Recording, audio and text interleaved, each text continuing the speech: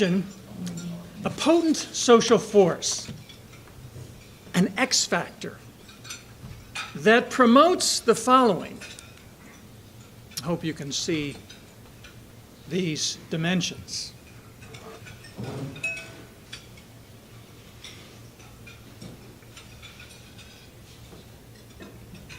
Yes, in fact, a potent X factor that actually promotes political stability, democracy, civil liberties, citizen loyalty, economic opportunity, gender empowerment, tolerance, and international peace. And in fact, that factor is religious freedom. So how do we know that, in fact, religious freedom is linked with all of these social benefits? How do we know?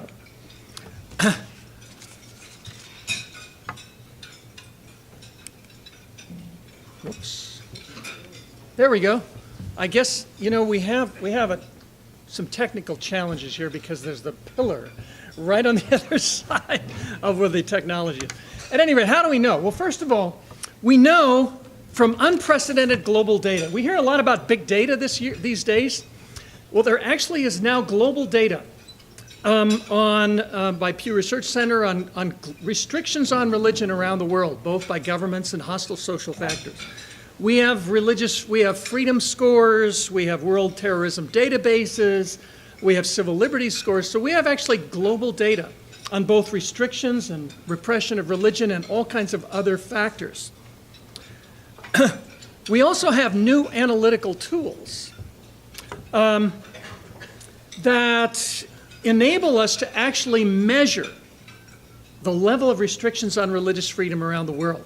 We actually have there's a score that the Pew Research Center puts out for every country on earth of how repressive they are with respect to religion, both by governments and by hostile social actors.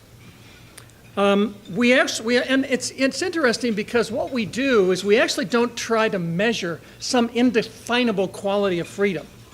We actually measure real, hardcore, empirical, documentable restrictions on religion by governments and hostile social actors. And that enables us to quantify and statistically verify the correlation between religious freedom and other social benefits. And we have sophisticated methodologies that scholars are using. But we also have, there we go, I'll get this, global collaboration and research teams. And I want you to notice the universities listed here: Georgetown University, Baylor, Notre Dame, and Oklahoma. Because in fact, through the good offices of President David Boren and Provost Kyle Harper, when I returned from Washington, D.C., after working with the Templeton Foundation, the Pew Research Center, they helped to create the Religious Freedom Project at the University of Oklahoma that I direct. And that's enabled me to work as part of a Georgetown, Notre Dame, Baylor set of teams and research scholars. So Oklahoma is very much a part of global scholarship on religious freedom and its benefits. It's a very exciting development. I enlist students, graduate students, undergraduates as research assistants who help to pull that together. And I'm working now on a book that will synthesize this scholarship. So, religious freedom matters because religion matters. What do I mean by that? In other words, why does religious freedom matter especially now? Why does it matter especially now? Well, for one reason, the world, believe it or not, is becoming more religious and will become so demographically in the future. Notice this table. At the height of sort of the communist era and secularization in Europe, about almost 20% of the world's population were unaffiliated. That's gone down and will go down further. And by 2015, it'll be supposedly, according to Pew, 13%. But because they undercut the growth of religion in China, especially Christianity, it'll probably be 10%. Only 10% of the world's population will be non-religious.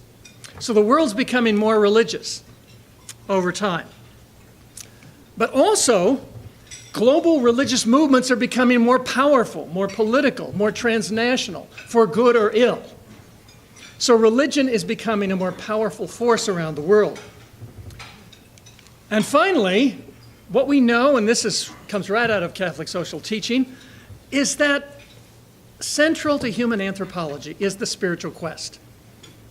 You know, with the exception of Western Europe and certain elite strata in the United States, most of the world's population are religious and will be so, because there's something innate in our humankind. And religion, in fact, religion anchors identity, meaning, community, purpose, especially for marginalized people, which I'll get to. So religious freedom matters because religion matters. If religion didn't matter, it wouldn't maybe be that important, but it matters. And repression produces the very kinds of instability and strife afflicting the world today. Religious freedom matters also as a universal human right. And I want to share with you the language of the Universal Declaration of Human Rights that was signed by the United Nations in 1948. It sounds very Catholic, if you understand Catholic social teaching. All human beings are born free and equal in dignity and rights. They are endowed with reason and conscience and should act toward one another in the spirit of brotherhood. And this next document is Article 18 of the Universal Declaration of Human Rights, one of the great documents of the 20th century, which proclaims in stirring terms that everyone has the right to freedom of thought, conscience, and religion. This right includes the freedom to change his religion or belief, and freedom either alone or in community with others and in public or private to manifest his religion or belief in teaching, practice, worship, and observance. Religious freedom proclaimed by the UN is both a private matter of conscience, but it's a public matter of community, and so forth. It involves a way of life. So religious freedom matters because it is enshrined in international law as a universal human right. And what are the components? Notice the language of both of those documents. What are the components? Inherent dignity, equal worth. Oops. I'll come over on this side. Here we go. Equal worth, reason, conscience, and community. So religious freedom is so central to who we are as human beings. Religious freedom also matters because it is under siege around the world. 75% of the world's population now live in countries that have high restrictions on religious freedom, either by governments or hostile social actors. And that involves government favoritism, discrimination, and so forth, mob violence, and the like. But there's also a problem of what I would describe as elite amnesia or hostility, which we're beginning to see in the United States and other places. So it is not only that it's under siege in very hostile environments around the world that we all read about, but it's also under scrutiny or siege in the United States, and that undercuts our model. And it erodes the ability of the United States to kind of promote that around the world. These are just a couple of tables that illustrate research that we have on the status of global religious freedom, and you'll notice the Mideast and North Africa has the highest level of global restrictions on religion, and we have lots of data on sort of patterns, widespread harassment, social hostilities, and so forth. But I want to share with you, I think, something that's disturbing that's happening here. The United States has historically been a place of wide religious freedom, both in society, broad tolerance, and government protection of religious freedom. But notice that over time, the United States, that these restrictions are going up. We're seeing higher restrictions on religion. We're seeing hostile social actions, desecration of Jewish synagogues, attacks on mosques, Sikh gurdwaras, and so forth, but also government restrictions, which we all know about. And those figures are probably even higher now. So in some sense, the home of religious liberty, the United States, is now seeing the erosion, and that undercuts our ability to promote this around the world.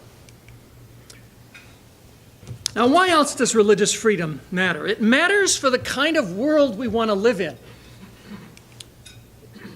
a world of enduring democracy, flourishing economics.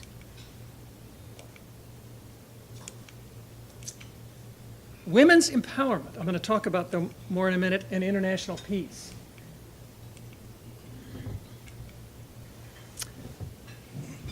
So these things that we value depend upon a protection of broad global religious freedom.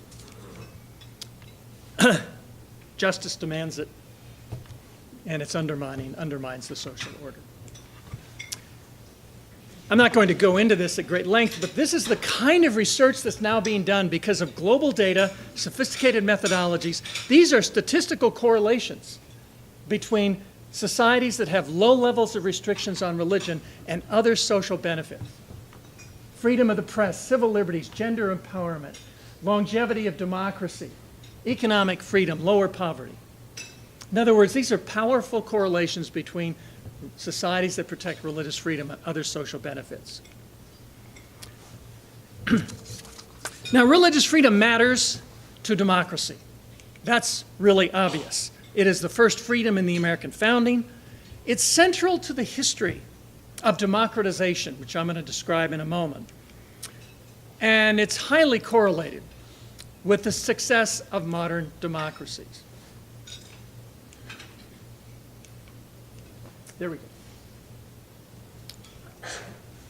Now, to me, one of the most fascinating stories is kind of a natural experiment. Call it a natural Catholic experiment in the 20th century. We don't have many natural experiments where you have a pre-test, an experiment, the introduction of a variable, and then a post-test. Well, the Catholic Church gave us one of those in the 20th century. Pre-Vatican II, 70% of the world's countries were authoritarian. Then in Vatican II, the Council promulgated Dignitatis Humanae, the Declaration on Religious Freedom, one of the great documents, one of the most impactful documents of the 20th century. And this has been well documented by scholars at Harvard, Notre Dame, and elsewhere. After Dignitatis Humanae, where the Church declared religious freedom a fundamental human right, the great Church and all of its leaders around the world began to propel the last great wave of democratization. Started in 1975 and continued into this century. So the last great wave of democracy was a Catholic wave, so that now only Cuba and I think Equatorial Guinea are left. All other countries that have a Catholic majority are democracies. And of course, John Paul there in Poland helped to spark the democratization of Eastern Europe. This, to me, is one of the most fascinating charts produced by the Pew Research Center's Global Restrictions. These are what you want is a low score, right? You want a low score on restrictions on religion. That means religion is very plentiful and free. In countries that have a Catholic majority, some of the lowest restrictions on religious freedom exist today in the world. In fact, countries with a Catholic majority have lower restrictions than countries with a Protestant majority. They have lower government restrictions and social hostilities than the United States. So today, the Catholic Church, Catholic populations around the world have the broadest protection of religious freedom. In countries where Catholics are a majority, very low social hostilities among religious groups. So the commitment to Dignitatis Humanae really had a huge impact. Religious freedom matters for economic flourishing, and this is the case we're going to try to make. If you care about economic growth, sustainable economic development, uplift for the poor, you've got to protect religious freedom. We think that's the kind of language policymakers will listen to, so that's one of the things we're hoping in our project to develop. So let's take a look at this. What predicts GDP growth? Well, these are the common factors, right? This is what we'd expect. Research, very sophisticated econometrics research, shows that in fact, of 25 factors, only 4 are significant. 5-year GDP growth, monetary freedom, and religious restrictions and religious hostilities. In other words, religious freedom is one of the most powerful variables in predicting GDP growth. Isn't that remarkable? And there's some interesting reasons why that might be the case. Now, here's one factor that I think is particularly powerful, because if you know anything about the intellectual environment these days, a lot of people, especially in the progressive community, see religion as reactionary and especially as antithetical to women's empowerment and so forth. But around the world, what we know is that religious freedom is centrally related to gender empowerment or women's empowerment. And why is that? Well, let's talk about this. There actually are strong statistical correlations between religious freedom or societies that have broad protections of religious rights and gender empowerment. Because where societies can actually, governments or societies, repress women and keep them embedded in a very repressive religious environments where they don't have choice and agency, that keeps women under repression and less free to develop. And we know this because religious repression is in fact a major source of marginalization, human trafficking, slavery, especially for women. But we also know, through some fascinating research that my colleague Rebecca Shaw is doing on Dalit or untouchable women in India, that when untouchable women in India actually change their religion, become Christians, especially some Muslims, some Buddhists, when they can exercise religious agency, they are more likely to be successful in micro-enterprise participation, reporting domestic abuse, investing in their children's education, delaying gratification so that they can increase family savings and so forth. So that tangible economic uplift comes from the capacity of women to actually exercise freedom and agency in their faith. And where Islamist societies or Hindu national societies or other societies prevent conversion or prevent choice or repress the options for women, it keeps them embedded in those repressive structures.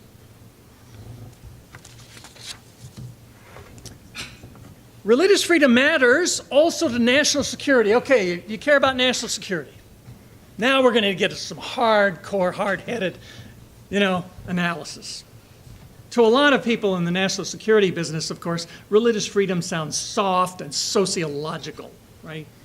But in fact, it is central to dealing with our national security threats.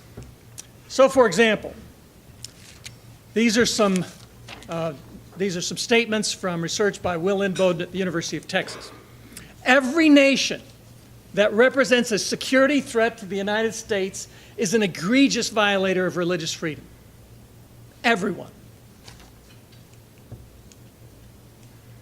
Not a single nation that respects religious freedom poses a security threat to the United States. Not one. Not one nation that preserves and protects religious freedom is a threat to us. This is fascinating, every major war the U.S. has fought in the last 70 years featured an opponent that engaged in systematic religious persecution. It's central to the identity of sort of aggressive militaristic states, whether Nazis, communists, Islamists. And finally, fascinating research by Will Lynn-Bowden has shown that the ideology of militant religious movements, whether Islamist or Hindu or even Buddhist, is defined by hostility to religious freedom and pluralism, to the right of others to be who they are. Right? So it's central, according to Will Lynn-Bowden. But religious freedom also obviously matters to peace.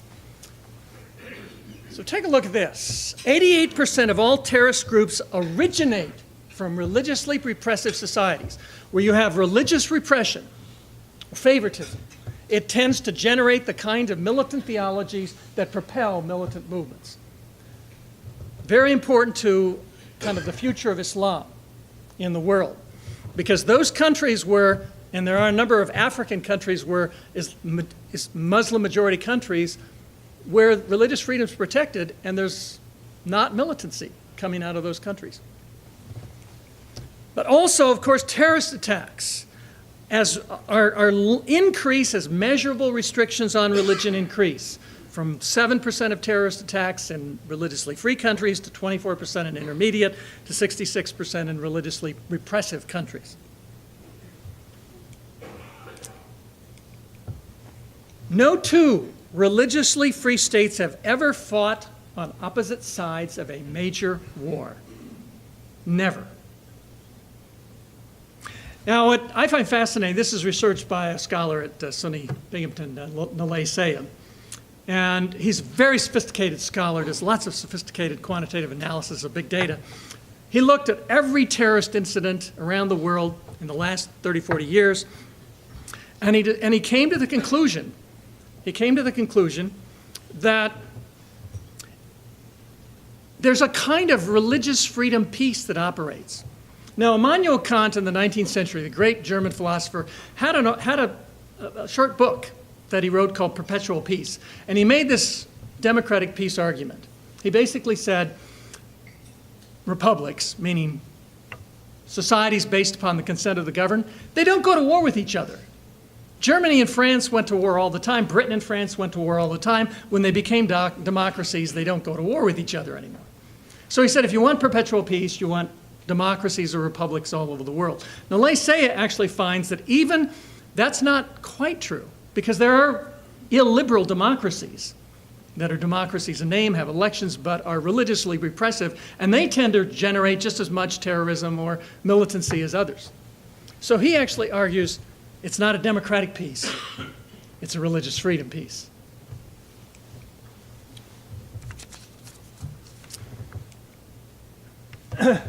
So finally, religious freedom matters to global Christianity. I have flyers on the tables out there of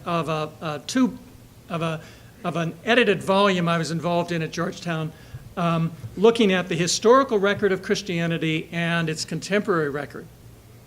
And here's some of what we found. That more Christians in more diverse places experience government harassment or social repression than any other religious group. Do our elites know this? That Christianity is the faith on the earth that is under the greatest stress by governments and social actors. And in fact, 500 million Christians, 22% of the global total, live in states where they are subject to persecution. And because they're very concentrated, something like 80% of all Christians in these societies are subject to harassment. Well, why is this significant? It's significant because, according to our voluminous scholarship of commissioned studies historically and contemporarily, Christianity, in fact, propelled the development of civic, economic, political freedoms from antiquity to today. Provost Kyle Harper at OU wrote a wonderful chapter for our historical volume on the role of Christianity in the late Roman Empire in challenging trafficking and slavery and poverty. And we find today that global Christian networks play a unique role in supporting uplift for the poor, fighting trafficking, fighting abuse, and so forth. But we also know that Christian minorities today, even under conditions of persecution and hardship, promote human rights, civil liberties, religious pluralism, and limits on state power. So, the fate of global Christianity is central to the fate of a world we want to live in, crucial to a world of freedom and dignity in the 21st century. And I might add that in a sense, I could extend this and say religious freedom is central to the fate of the Islamic world, which is growing, which is in turmoil, and which produces some of the most aggressive, hostile social movements, militant movements, as well as some of the greatest religious repression. Religious freedom is central to an Islam that will be a peaceful force on the earth in the 21st century. So where does that leave us? Our summons, it seems to me, given all of this dramatic these dramatic findings suggests that we have to rekindle our commitment to religious freedom in our policies and in our lives. Because this, ironically, at the very time that we have all this global data documenting the value of religious freedom to democracy and human rights and freedom and economic development and women's uplift and so forth, despite that, we have the greatest level of persecution. But ironically, I think that's a positive message, because ultimately it means that we have the recipe for how to address what I consider the crucible of the 21st century: living with our differences in a shrinking world. A commitment to the rights of others to practice their faith as they want, and the ability to practice the faith as we are compelled to, is actually the recipe for addressing the great crucible of the 21st century, living with our differences in a shrinking world. Thank you very much.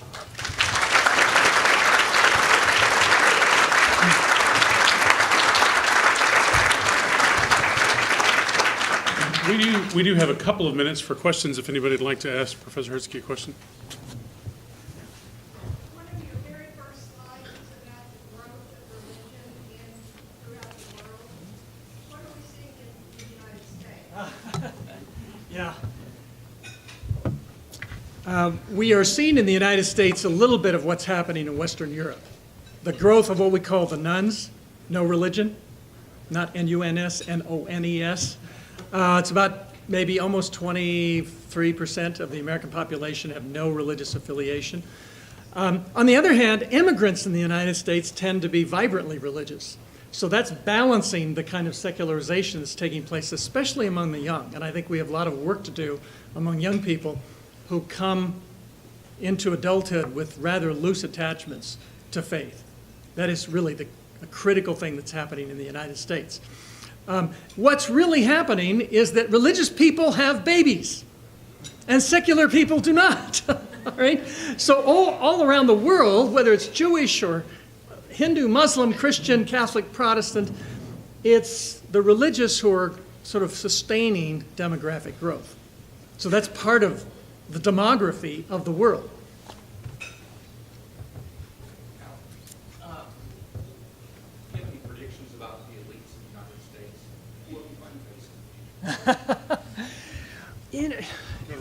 The question is, do I have predictions about elites in America? Well, part of our enterprise, Georgetown, Notre Dame, Harvard, Georgetown, Notre Dame, Oklahoma, and Baylor, is to actually make the case to elites. I see my mission, in a sense, as to trying to translate what we know to people who are skeptical. And I can't predict. Elites are becoming, in many ways, more secular, some more even hostile to religion because they don't experience it. But I can't predict. I mean, we are in an unusual age, let's face it, in terms of our political class. But I actually have this sense that ultimately the compelling nature of religious freedom and its inherent, quest can't help but reach those who are willing to listen. Thank you. Okay, thank you.